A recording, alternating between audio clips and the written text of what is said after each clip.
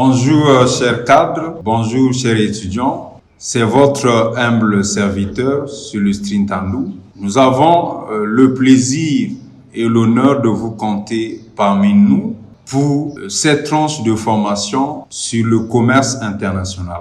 Nous allons porter nos échanges sur le premier module intitulé « Notion de commerce international ».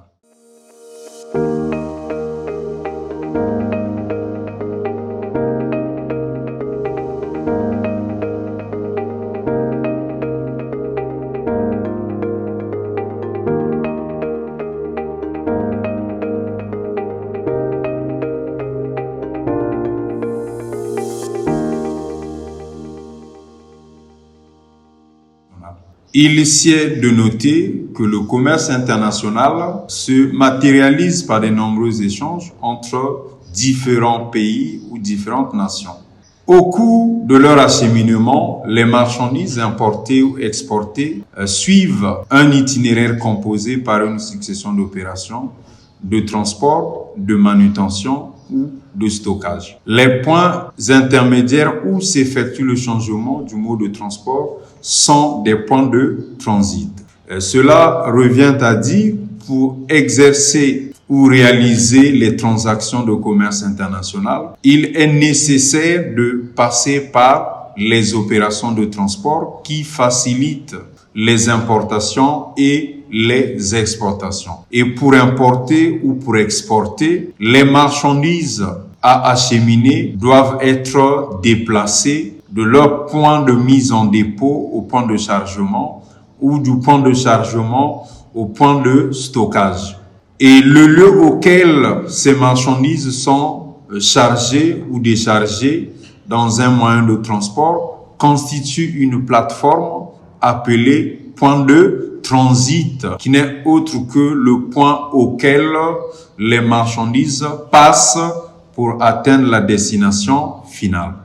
Pour aborder de mieux en mieux le commerce international, mettons l'accent sur le commerce. Parler du commerce, c'est parler de la réalisation des actes de commerce. Et nous allons nous marteler sur deux principaux actes de commerce qui sont l'achat et la vente. Ces actes de commerce constituent le commerce proprement dit, qui est une activité par laquelle une entreprise ou un particulier réalise l'achat et la vente des marchandises dans le but de réaliser un profit ou un bénéfice. Dans ce sens, le commerce international devient une transaction par laquelle une entreprise privée ou publique s'ouvre sur le marché international en achetant ou en vendant les biens, les services et les capitaux. Les biens achetés sur le marché international constituent les importations et ceux vendus sur le marché international constituent les exportations. Pour réaliser le commerce international, il faut partie des raisons d'être du dit commerce. La première est la suivante. Pourquoi est-il nécessaire pour un État ou une entreprise de se développer à l'international en exportant? La deuxième est la suivante. Pourquoi une entreprise ou un État importe-t-il? La troisième est la suivante. Pourquoi s'avère-t-il nécessaire pour une entreprise publique ou privée à s'implanter à l'étranger?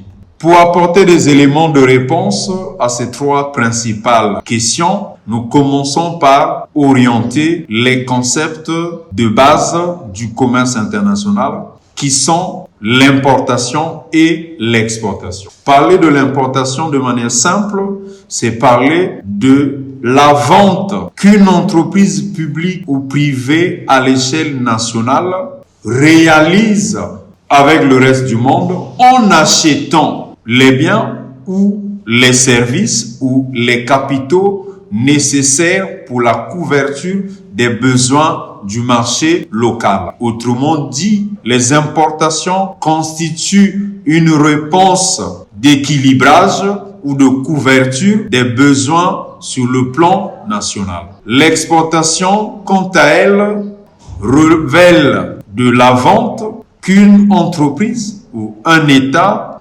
effectue avec le reste du monde en échangeant les biens ou les services. Et la réalisation des importations et des exportations détermine le commerce international. Pour répondre donc à la première question, plusieurs raisons font office à l'exportation. Pourquoi on exporte? De point de vue général, l'exportation n'est autre que le supplément de production qui pousse un État à faire écouler ses biens sur le marché. On exporte, c'est pour mieux s'implanter sur le marché international en proposant des biens ou des services. L'exportation peut être réalisée par un constat fait sur le marché international, soit en absence des biens ou des services, ou en insuffisance des biens ou des services que présente ce marché. D'où l'exportation devient une alternative au marché national. L'exportation est perçue comme un moyen d'équilibrer le portefeuille de risque dans le sens où une entreprise nationale, privée comme publique, peut élargir son champ de vente en assurant ou en garantissant l'écoulement de ses produits, en s'implantant ou en proposant ses biens sur le reste du monde. L'exportation est inhérente à l'activité de l'exportateur, permet à une entreprise publique ou privée de mieux faire écouler ses produits, de mieux communiquer avec le marché extérieur en apportant une réponse aux besoins que présente ce marché. L'exportation peut être motivée par la demande inattendue des clients à l'étranger. Et cette demande peut être due à l'insuffisance que présente le marché international ou à la rupture ou à l'absence totale des biens ou des services sur un marché étranger. Et la solution qu'une entreprise nationale présente, c'est de s'insérer sur ce marché en proposant des biens ou des services qu'elle est en mesure de proposer. La deuxième question, pourquoi une entreprise ou un État importe-t-il? Il est difficile pour un État de répondre aux besoins de la population avec la production locale.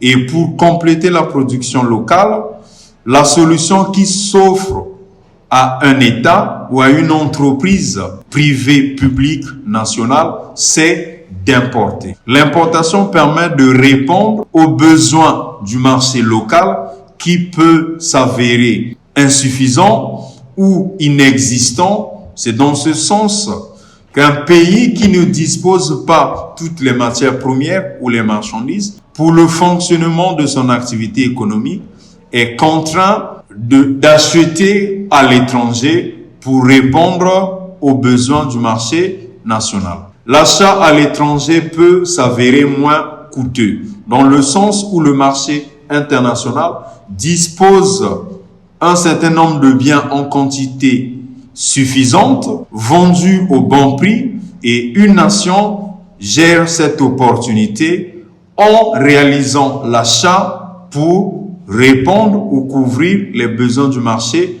national.